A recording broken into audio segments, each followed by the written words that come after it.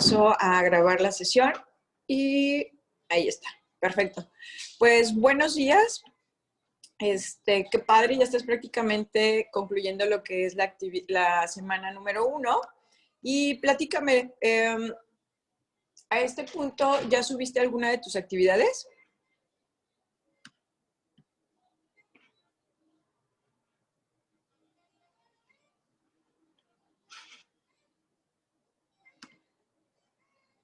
Excelente. Perfecto, muy bien. Ok. Veo que se está uniendo Daniela. Daniela, ¿qué tal? Buenos días, bienvenida. Voy a escribir en el chat. Ah, ya lo ubicaste. Perfecto, muy bien.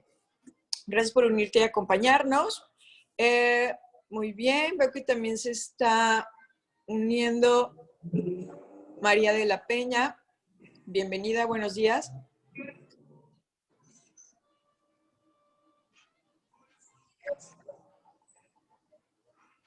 Ok, sí me escuchan bien, ¿verdad?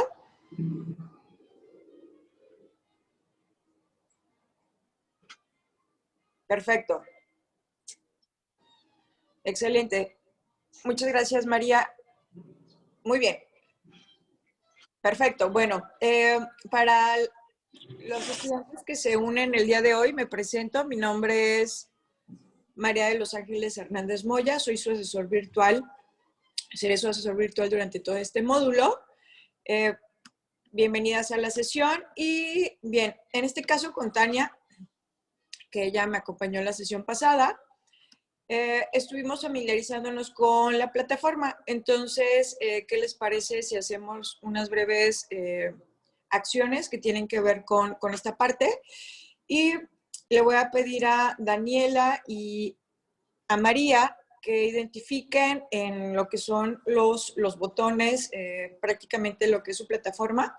Deben de encontrar por ahí un apartadito que dice reacciones. De hecho, son emojis. Y que me ayuden a activar el emoji que es el dedito hacia arriba. Búsquenlo, búsquenlo. Gracias, Daniela. Gracias, María. Perfecto.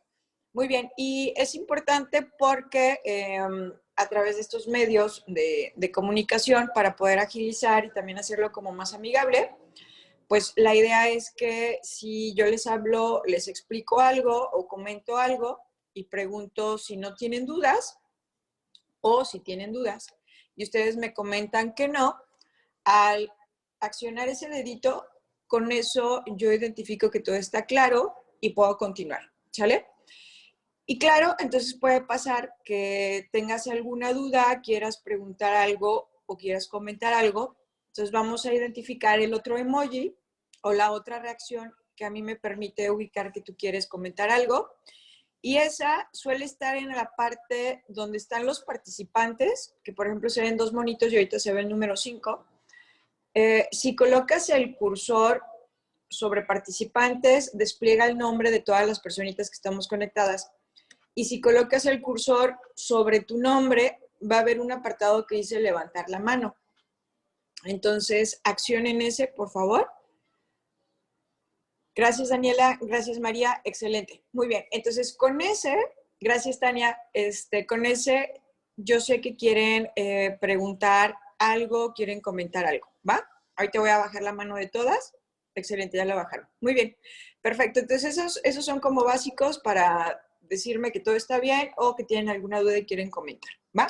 Y bueno, en este caso, la unidad 1, que es la que corresponde a la semana 1, que yo creo que ya en base a sus recursos ya se dieron cuenta, y la guía de la semana, pues habla sobre la representación de un suceso histórico desde distintos ámbitos y lenguajes. Sobre todo, ahí en la actividad número 1 traemos dos lecturas que nos hablan de lo que tiene que ver con la política agraria y desde distintos ámbitos, ¿verdad? Porque son dos lecturas un poco diferentes. Muy bien, ya me presenté con ustedes.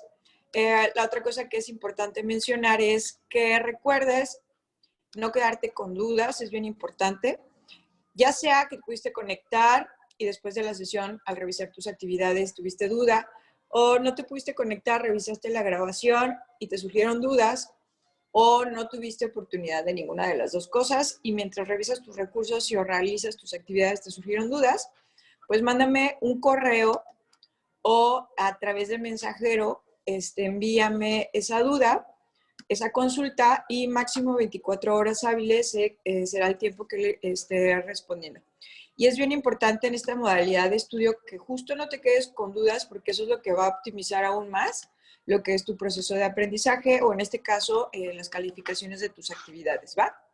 Ya, ahorita lo que hicimos fue familiarizarnos con la plataforma.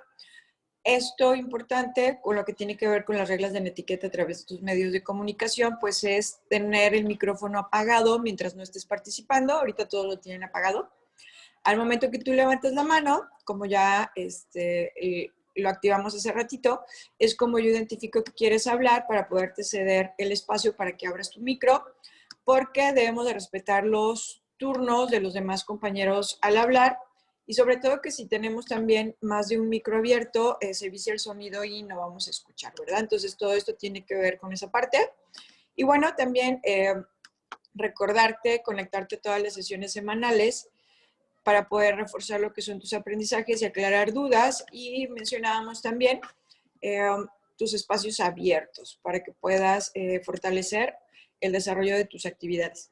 Y bueno, lo que tenemos en la agenda del día de hoy ya tiene que ver con revisar las referencias o bueno, la referenciación de nuestras fuentes a través de el método APA, del estilo APA. Vamos a echarnos un clavado en lo que es el manualito de citas y referencias de la SEP, que se enfoque en ese método. Vamos a hablar sobre los comparativos y una reseña comparativa, cuáles son las diferencias y cuáles son como los elementos básicos que deben de contemplar cada uno. Y también vamos a llevar una actividad muy sencilla que va enfocada a orientarnos cómo saber si es cierto o falso, sobre todo porque en esta primera unidad estamos hablando sobre la diferencia entre lo que tiene que ver las opiniones y lo que tiene que ver los comentarios o la información con sustento científico, ¿verdad? Entonces, vamos a jugar con unas frases por ahí. Y finalmente, revisaríamos lo que son las dudas sobre las actividades de la semana. Perfecto, pues nos arrancamos.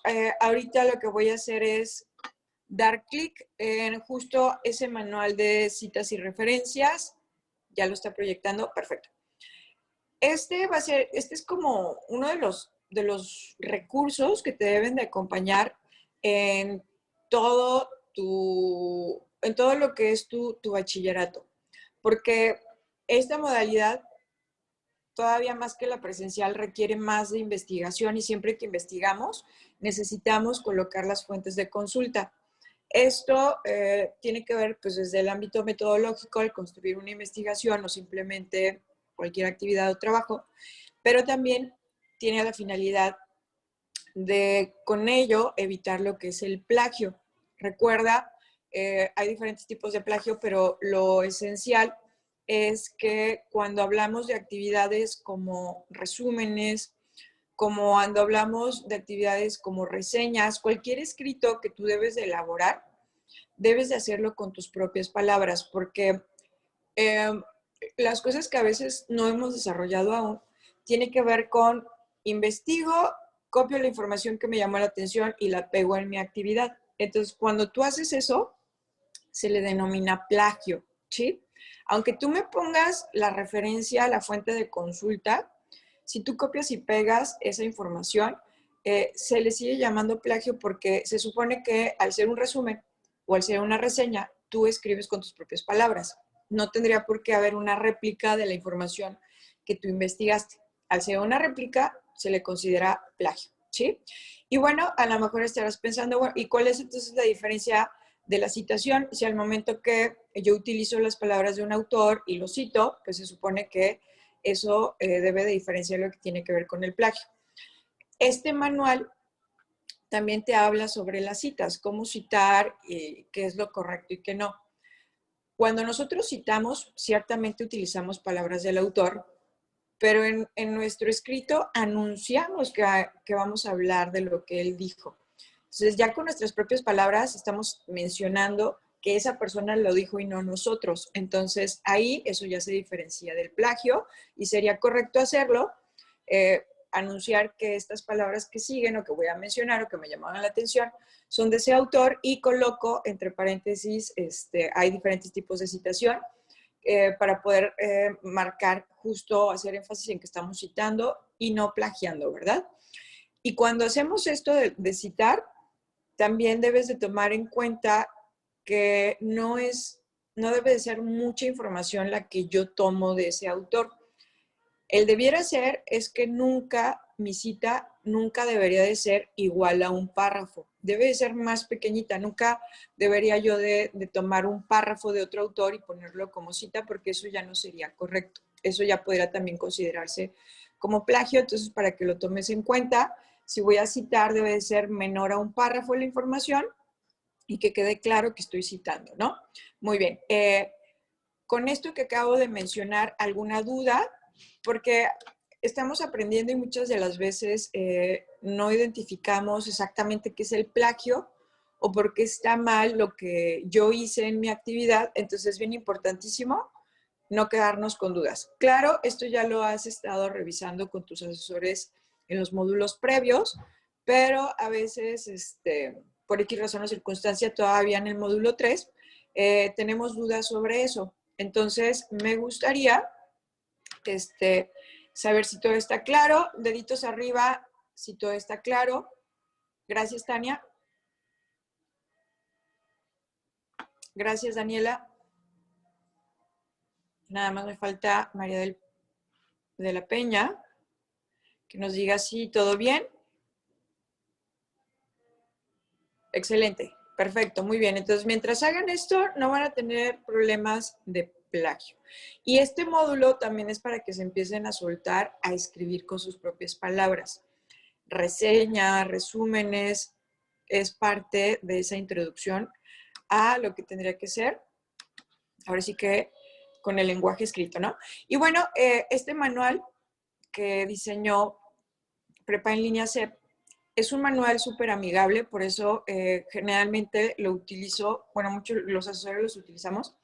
Yo específicamente me gusta irme del índice a lo que es el punto 4 de ese índice, perdón.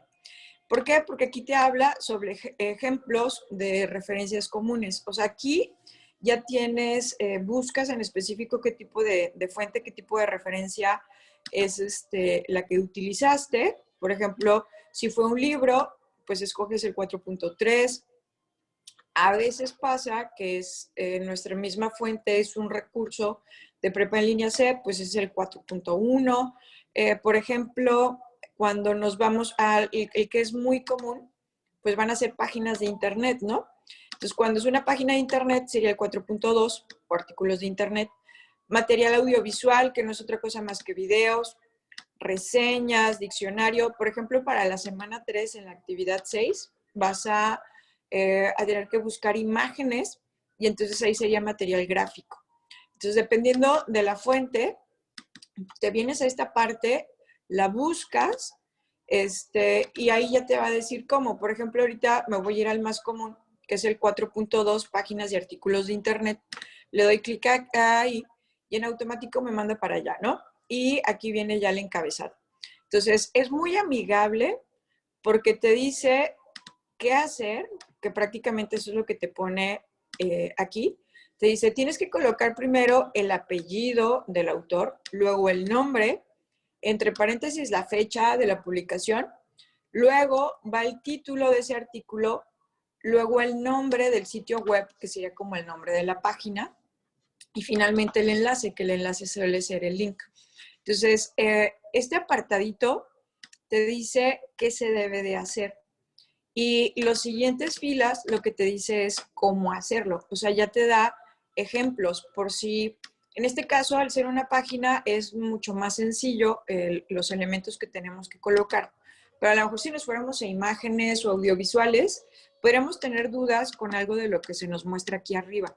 Y al momento que tú lo ves en el ejemplo, ya te queda claro, por ejemplo, a qué se refiere, si aquí fuera el caso, con el sitio web, que sería como el nombre de la página prácticamente. Entonces, al ver el ejemplo, te aclara muchas dudas de lo que te explicó o te dijo arriba que tenías que hacer. Entonces, ahorita vemos el ejemplo. Por ejemplo, habla página de sitio web, nos dice apellido y nombre, que tendría que ser siempre, siempre, no importa qué tipo de fuente sea. También esta es otra de las cosas padres, que hay muchas reglas en la referenciación que se repiten sin importar el tipo de fuente que sea. Y una de esas reglas es que siempre lo primero que va es el autor. Y claro, voy a tener autores que son personas físicas, que es cuando coloco nombre y apellido y nombre. Y voy a tener autores que son organizaciones, que son razones sociales, o sea, personas morales, ¿no? Como lo vemos aquí, nos dice que el autor es el Senado de la República, o sea, es una instancia de gobierno, pero ese es mi autor, tal cual como se denomina, como se nombra, así lo coloco. Entonces, con eso ya tuvimos lo que es lo primero. Después, otra regla que vas a encontrar sin importar el tipo de fuente, otra regla es que después del autor siempre va la fecha. Y va a pasar que hay publicaciones que no le pusieron fecha. O sea, tú buscas en la página, estás tratando de buscar la fecha de la publicación o le llaman última actualización o última revisión.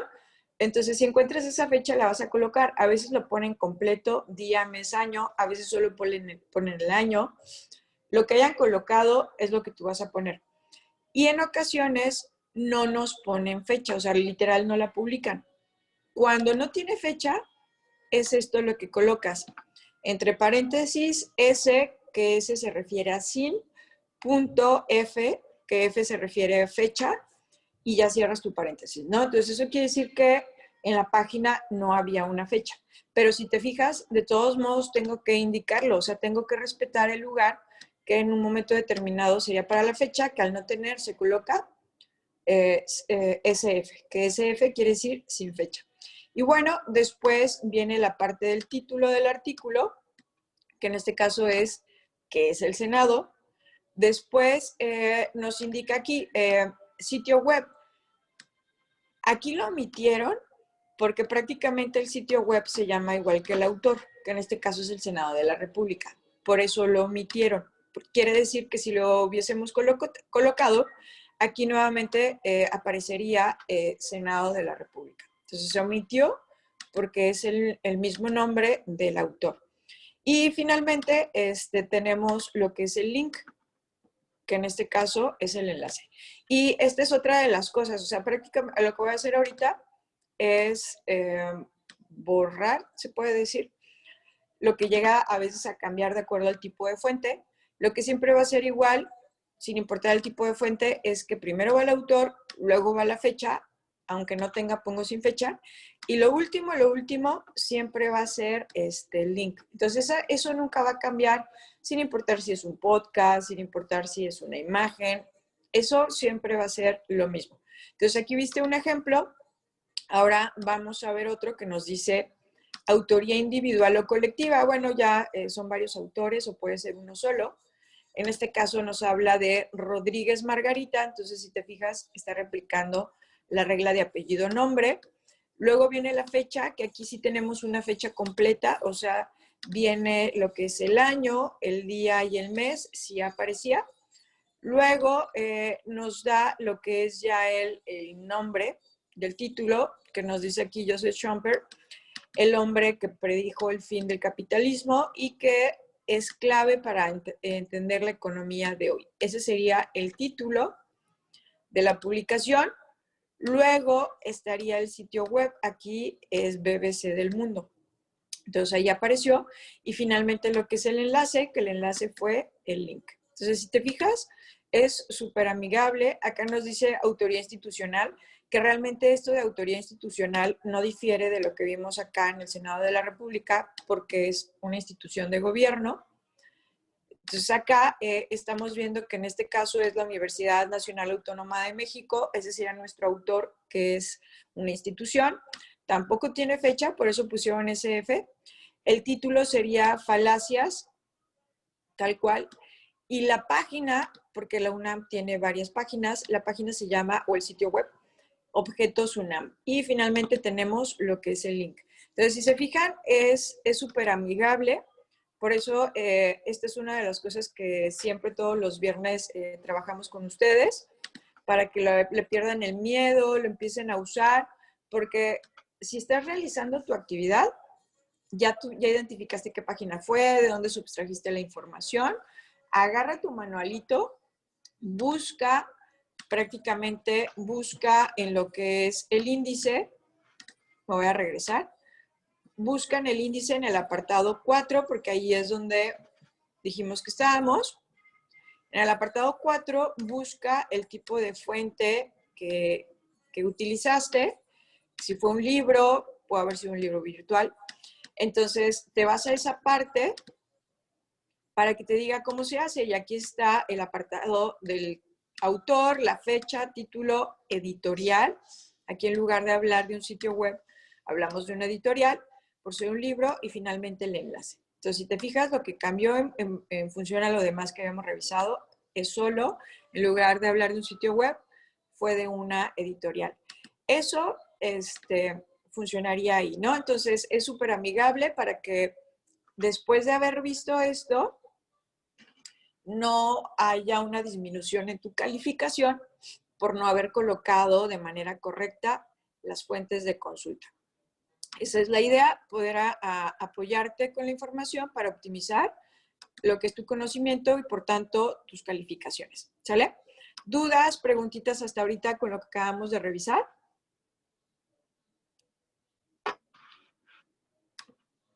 Gracias, Daniela. Gracias, Tania. Perfecto. Muy bien. Ok, entonces vamos al siguiente apartado.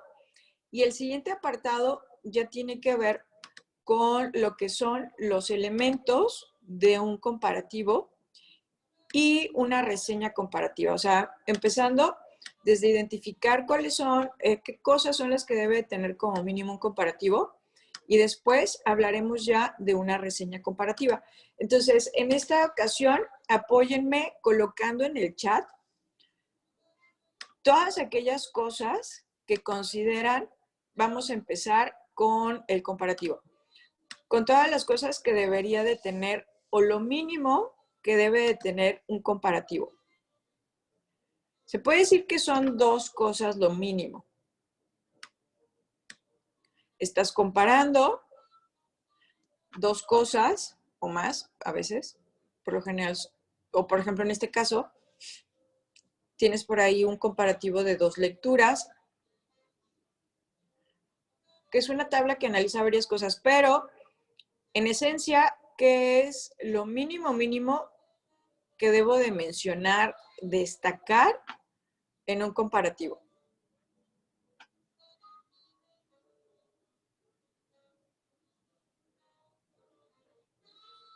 Y justo esta preguntita es relevante porque muchas de las veces a tus compañeros les falta una de esas dos cosas que como mínimo debe de mencionar un comparativo.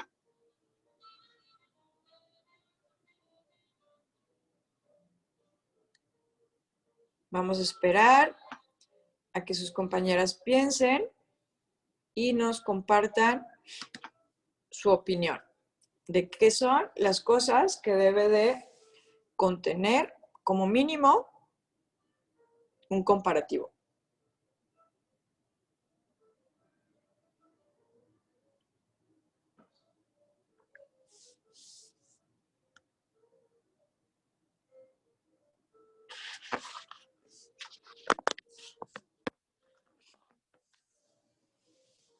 Siguen pensando.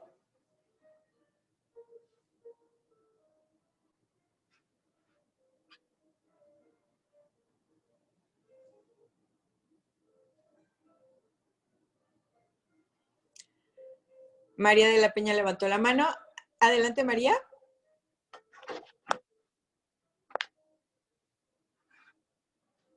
Puedes abrir tu micro.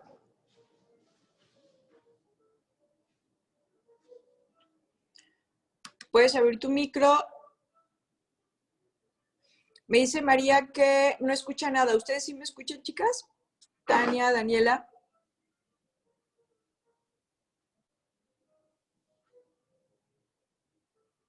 Ok, me dicen que sí se escucha. Bien, le voy a escribir a María. Denme un segundo. María, me comentan.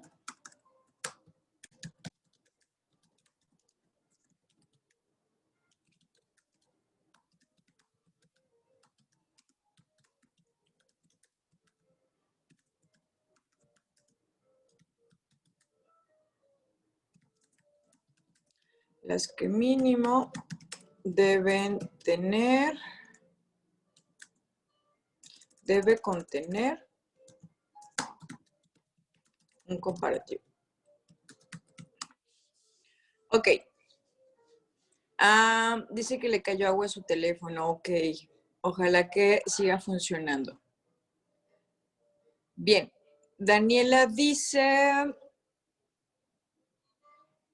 interpretación y evaluación crítica. Interpretación y evaluación crítica. Sí, definitivamente, para poder hacer un comparativo, necesito hacer una evaluación crítica que creo que podría ser esta parte de un análisis, ¿verdad? Analizar, tengo que observar, tengo que ver para poder contrastar. Y Daniel dice, oh, quizás se le descompuso su teléfono a María por los audífonos. Ah, que le ponga audífonos. Ah, es una buena idea.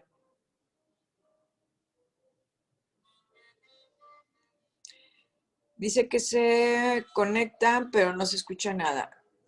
Ah, probablemente sí va a ser el teléfono ya, entonces.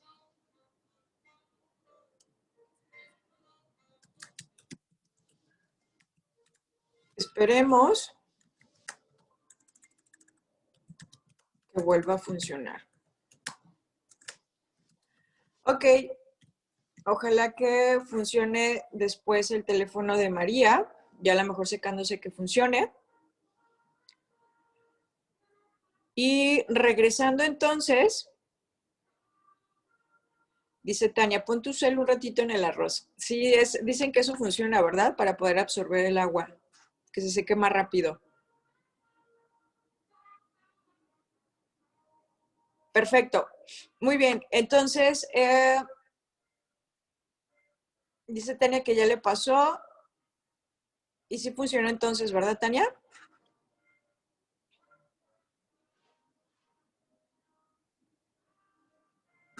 Esperemos que a María también le funcione. Ok, perfecto. Bueno, entonces vamos a intentar.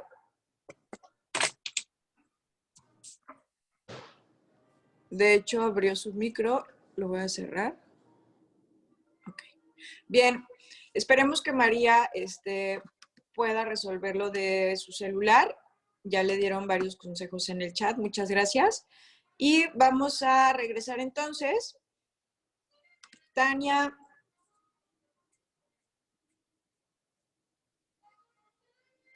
Tania y Daniela, ¿qué elementos entonces mencionábamos que debe de contener como mínimo un elemento, un comparativo? Tengo que analizar, tengo que evaluar las dos cosas que estoy comparando para poder destacar qué es lo que destaco en un comparativo.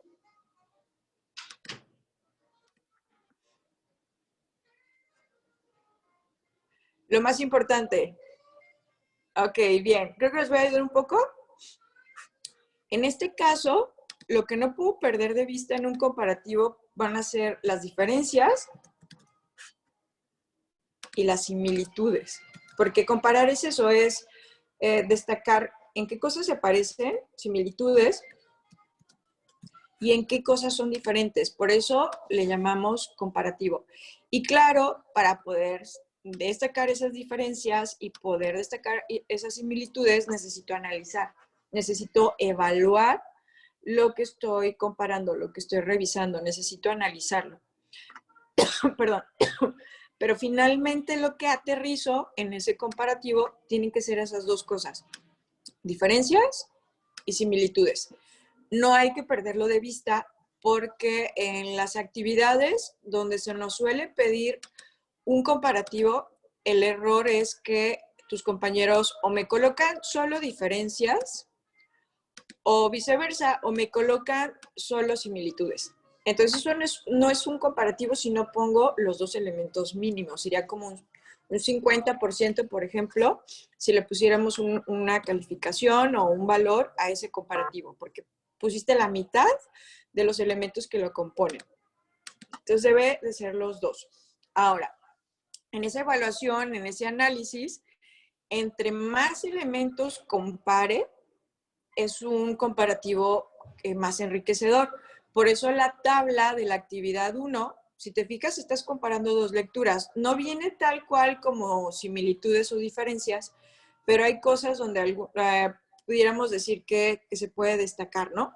El tema es que cada fila es un elemento que estás comparando. Por ejemplo, la actividad 1 te habla de los escritores, o más bien hacer una tablita de ese tipo donde destacas diferentes aspectos que contiene lo que estás comparando, que acá estas lecturas eran actores, acciones, el contexto. Entonces estás destacando varias cosas y al momento que los pones ahí te das cuenta en qué sí son iguales y en qué son diferentes. Entonces ahí ya te permite hacer un análisis más detallado, más minucioso.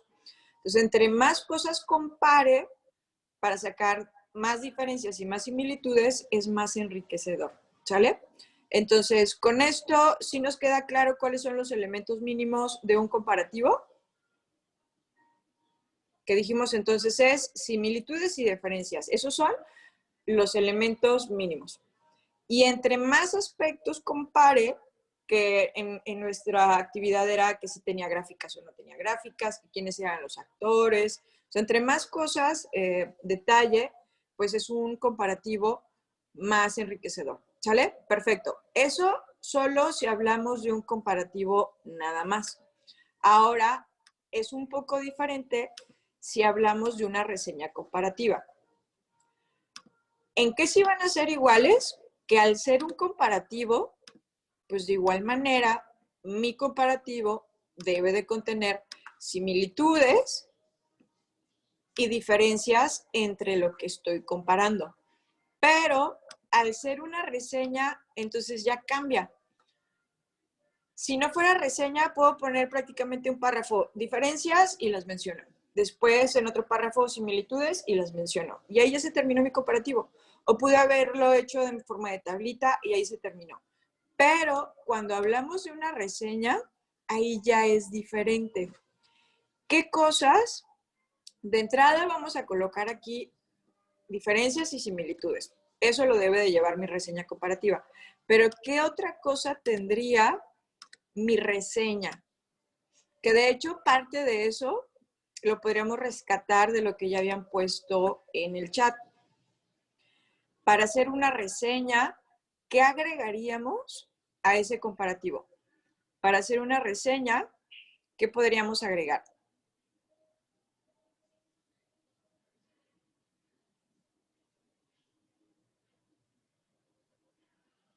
Críticas, una evaluación crítica. Sí, tendría que ser una evaluación crítica, pero ahora vamos a ver, porque más adelante van a hacer una reseña crítica. Y ahí es también donde tengo que generar como esa evaluación crítica, ¿verdad? Entonces, ¿cuál sería como la diferencia entre una reseña comparativa y una reseña crítica? Entonces, ahí donde destacar los elementos me puede ayudar a aclarar esa parte, ¿no? Bien. Aparte, lo más importante. Sí, lo más importante. Tendríamos que poner lo más importante.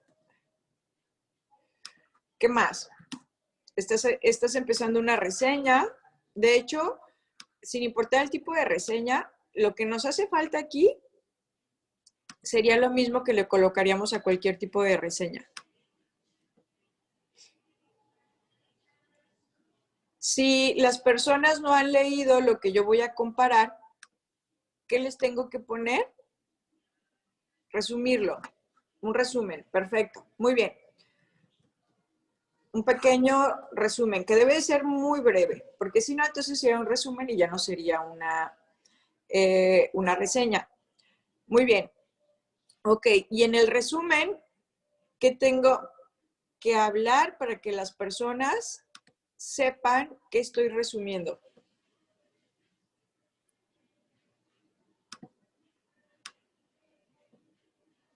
Puedo leer el resumen, pero no saber exactamente todavía de qué se trata. Decir qué tema, exacto, muy bien. Así es, muy bien. Vamos a ver. Prácticamente lo primero, voy a borrar esta parte de aquí. Lo que no, en mi reseña con lo que tengo que empezar es presentar lo que voy a comparar. Y en eso es donde, si hablamos de lecturas, por ejemplo, pues tendría que ser el título de las lecturas, el autor de cada una de las lecturas, o sea, como la información básica de eso que estoy comparando. Y no es otra cosa más que una presentación de lo que voy a comparar. Ya que puse esto, entonces ya puedo destacar lo más importante a través de un resumen breve.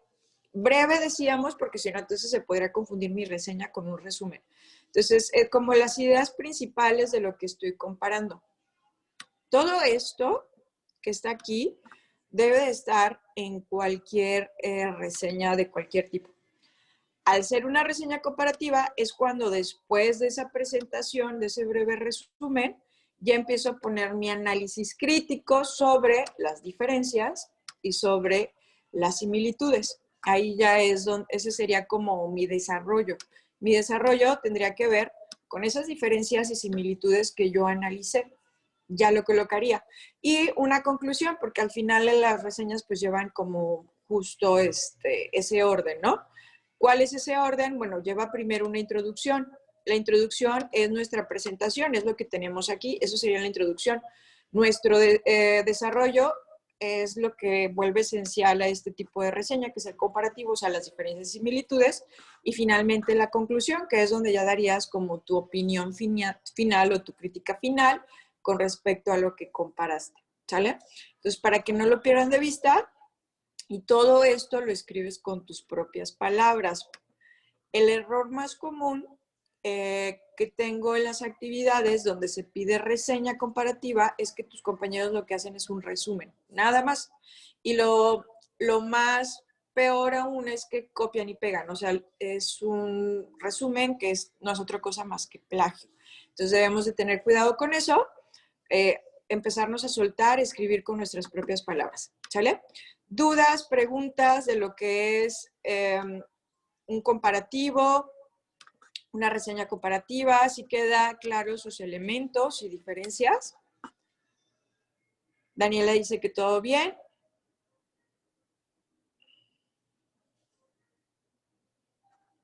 Tania dice que también. María probablemente a lo mejor todavía no nos escucha. Vamos a esperar. Muy bien. Ok, con esta parte ya destacamos esto, ¿verdad? Después vamos a entrar nuevamente a identificar en otra sesión las reseñas críticas. Ahí lo veremos más a detalle, ¿no? Ahora vamos a hacer una pequeña actividad que tiene que ver con cómo saber si es cierto o falso. Realmente la conclusión, a eso es a lo que nos va a llevar, la conclusión de esta actividad, pero está muy sencilla. ¿Dónde está? Acá está. Entonces, ¿cómo vamos a hacer con esto? Es prácticamente un pequeño quiz con diferentes preguntas. En el chat me van a poner cuál consideran que es la respuesta correcta. Pero van a colocar el número para que no tengan que poner toda la respuesta. Me explico. La pregunta dice, ¿qué es la siguiente frase? Y la frase es, la memoria es como una grabadora de video. Tienes que decir, uno, si consideras que es una afirmación con evidencia científica, o tienes que decir, dos, si consideras que es una creencia sin sustento científico. Eso es lo que me van a poner en el chat. Uno o dos, de acuerdo a la respuesta que consideran para esta frase que dice, la memoria es como una grabadora de video.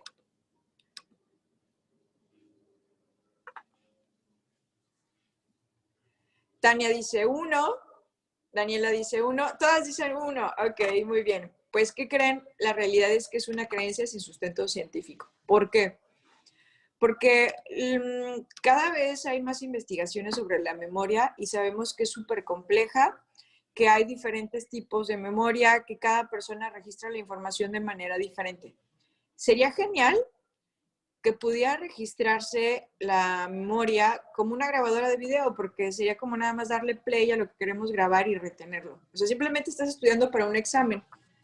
Qué genial que pudiera haber una parte de tu cerebro donde dijeras, empieza a grabar para que eso se me aprenda y en mi examen me vaya súper bien. Entonces, no, ¿verdad? Cada quien necesitamos memorizar la información de manera diferente. Todos, así como todos aprendemos de manera diferente, nuestra función cognitiva como la memoria también es diferente. Por eso es importante también autodescubrirnos en cómo aprendemos nosotros y cómo es que nosotros memorizamos mejor. Entonces, la realidad es que es una creencia sin sustento científico. Pero rápido dijeron uno, ¿verdad? Porque nuestras creencias, nuestro día a día de la charla, pues, o desde personas ya mayores, lo considerábamos así, ¿verdad? Entonces, realmente es una creencia. Vamos a la siguiente, y la siguiente nos dice, no hay que despertar a los sonámbulos. ¿Qué sería? 1, una afirmación con evidencia científica. 2, una creencia sin sustento científico. No hay que despertar a los sonámbulos. Tania dice 2. Daniela dice 2 y María dice 1. Ok, vamos a ver qué es.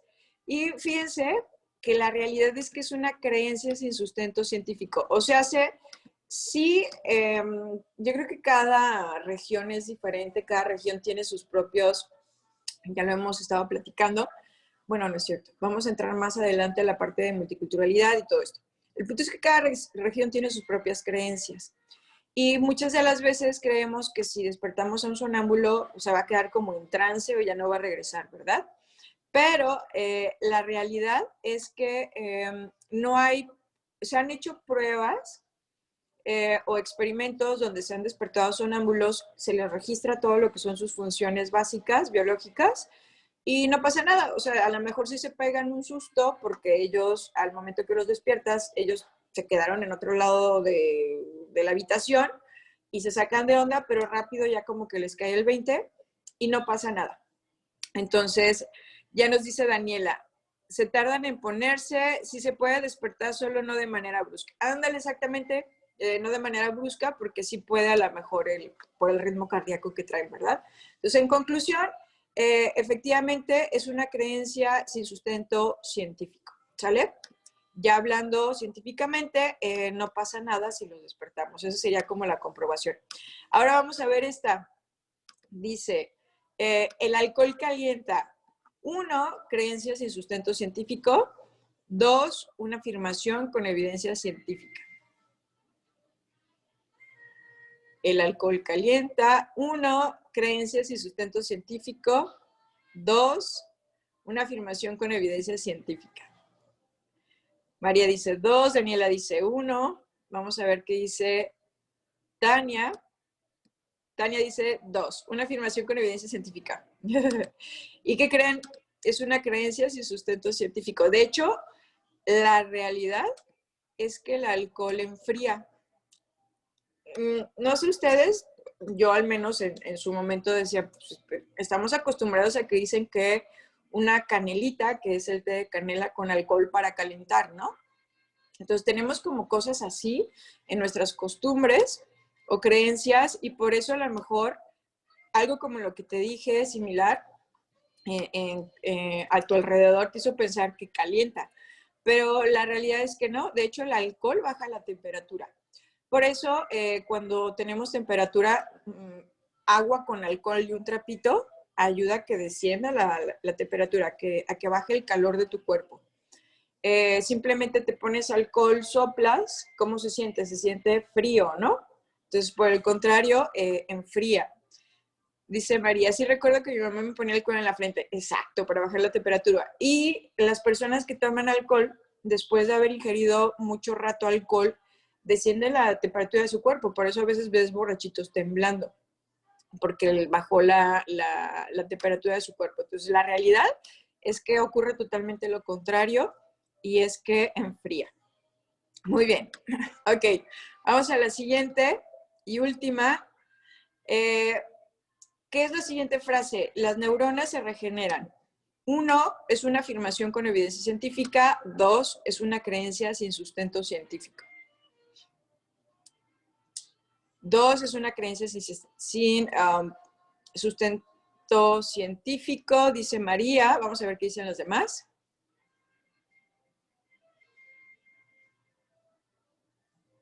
Daniela dice 2. Vamos a ver qué dice Tania. Tania dice que 2. Bien, una creencia sin sustento científico. Fíjense que de hecho, esa pregunta está formulada de manera diferente. Las células mueren, tengo duda en esta. Perfecto. Sí, de hecho, ¿sabes qué? Lo que pasa es que una cosa sería regenerar y otra cosa es que vuelvan como a revivir, ¿no? Y la realidad es que si se murieron, ya se murieron. Esas ya no vuelven a la vida, pero al hablar de regenerar, quiere decir que a lo mejor están dañadas, están malitas y sí las puedo regenerar. Exacto. Entonces ahí, ¿qué quiere decir? Que entonces sí es una afirmación con evidencia científica. Por eso la gente que llega a tener eventos cerebrovasculares, que son las embolias y eso, se murió una parte de su cerebrito y esas neuronas se desconectaron de otras que están alrededor. Esas, digamos que son las que están dañadas, las que no se murieron. Pero si yo las puedo regenerar, las que están dañadas, las puedo regenerar con rehabilitación y ellas vuelven a hacer conexión neuronal con otras células y es así como con otras neuronas, perdón, y es así como se recuperan nuevamente las funciones. Por eso la rehabilitación neuropsicológica en personitas que tuvieron ese tipo de eventos es esencial porque sí se puede hacer que esas neuronas que estaban dañadas, que son las que estarían alrededor de las que se murieron, se puedan regenerar junto con otras. Dice Daniela, está medio confusa la pregunta porque mueren, se murieron y hasta ahí, exacto. Y como dice, las células enfermas se pueden regenerar por medio del tratamiento. Así es, y entonces realmente la pregunta lo que dice es que si se pueden regenerar, pero como en automático pensamos que si muertas pudieran volver a vivir, ¿verdad? Dice María, con células madres he leído, pero no sé si eso sea verdad. Sí, entonces, como dice Daniela, hay que diferenciar lo que es regenerar y otra cosa sería como revivir, que revivir realmente eso no podría ser posible, pero regenerar sí. Por ejemplo, yo creo que se han escuchado, lo que es el hígado se puede regenerar. Así nos queda un pedacito de hígado vivo, se puede regenerar, ¿no? Entonces, hablamos de que algo que está dañado pero vivo puede regenerarse. Diferente a que vuelvan a vivir, que eso sí no podría ser posible. Perfecto, muy bien. Ahora, la realidad es que cosas de estas a lo mejor sí las habías escuchado, a lo mejor no. El punto es, ¿cuál sería qué es lo esencial para yo tener la certeza si esto que dice aquí es una creencia o es una afirmación con evidencia científica? ¿Qué tengo que hacer si la información que se me dice la desconozco y no tengo la certeza? Dice Daniela, la importancia de tener fundamentos. Exacto. Y de cómo puedo tener fundamento de algo que no conozco, de algo que no sé. Buscar información. Exacto, investigar en la fuente. Así es, o de diferentes fuentes. Entonces, a veces, por ejemplo, cuando hacemos esta actividad, a veces hay compañeros que investigan. Entonces, mientras estamos haciendo la actividad, lo buscan en internet. Y bueno, la otra parte también es que sean fuentes confiables, ¿verdad? Entonces, es así de sencillo. Nadie sabe todo por completo, se vale no saber. Lo que no se vale es dar información falsa, ¿no? Entonces, si yo no lo conozco, lo investigo y empezamos a tener certidumbre, certeza de la información que se nos da, ¿verdad? Dice Daniela, no siempre quedamos con lo que se nos dice, hay que verificar que sea verdad. Exacto, así es. Muy bien. Entonces vamos con las dos últimas preguntitas. ¿Cuáles son las partes de un comparativo? 1, similitudes. 2, todas las anteriores. O 3, diferencias. Al decir todas las anteriores, quiere decir que incluye tanto diferencias como similitudes. ¿Cuáles son las partes de un comparativo? María dice 2, Daniela dice 2, nos falta Tania. Y la realidad es que no le puedo llamar comparativo muy bien si no tiene tanto similitudes como diferencias, ¿verdad? Y si hablamos ahora de una reseña comparativa, ¿cuáles son sus elementos? 1, presentación del autor y texto. 2, presentación del autor y texto, diferencias, similitudes y tu opinión personal sobre lo analizado.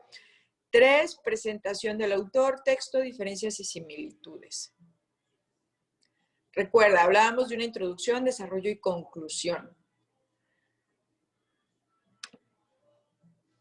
Tania dice 2, vamos a esperar a ver qué dicen las demás. ¿Cuáles son? María dice 2 y Daniela dice 2. Perfecto. Sí, así es porque digamos que la introducción pues es la presentación del autor y texto, que ahí es donde poníamos como el breve resumen, ¿no?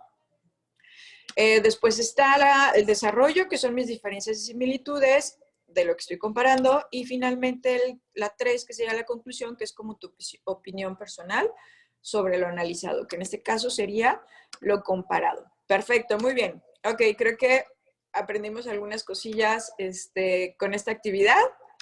Y pues ya llegó el momento de pasar a la última parte de la agenda del día de hoy y que justo tiene que ver con dudas sobre las actividades de la semana. Recuerda, dedito arriba me indica que no tienes duda, o levanta tu mano o coloca en el chat las dudas que tengas sobre la actividad 1 y la actividad 2. Daniela nos dice dedito arriba que todo está bien. Vamos, María también nos dice que todo bien. Y si no me equivoco, Tania nos había dicho que ella ya había subido actividades.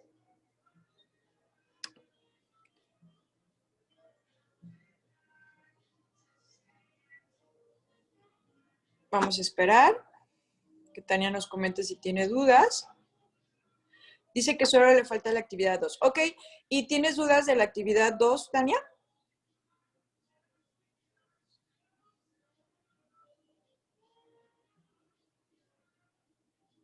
Perfecto, ¿quieres abrir tu micro para que nos la comentes?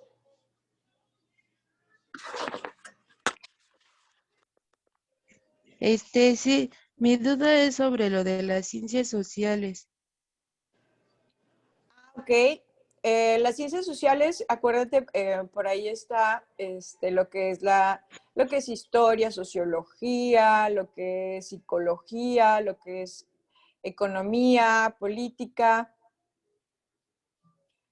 La idea es que elijas 2 y te pongas a investigar qué es lo que dice esa ciencia sobre el cáncer. Por ejemplo, de esas dos que voy a investigar, ¿también lo tengo que poner ahí en la actividad? Sí, ¿O nada más es investigar? bien, la ¿O nada tabla, más es investigar? perdón, adelante, Tania. Ah, sí, era lo que le iba a preguntar, que si era de investigar y hacerlo en la tabla o aparte de de la tabla teníamos que escribir lo que investigamos.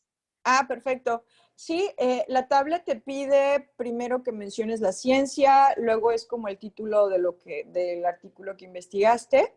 Después te pregunta qué pruebas científicas menciona el artículo para dar sustento a la información del artículo. Y después viene la referencia bibliográfica, de acuerdo al estilo APA. Entonces, eso es lo que viene en la tabla. Y abajo te dice que coloques un resumen breve de la primera ciencia y luego un resumen breve de la segunda ciencia. Y ya ese resumen te dice que debe ser de 2 a 3 párrafos, que como mínimo cada párrafo debe tener mínimo 10 renglones.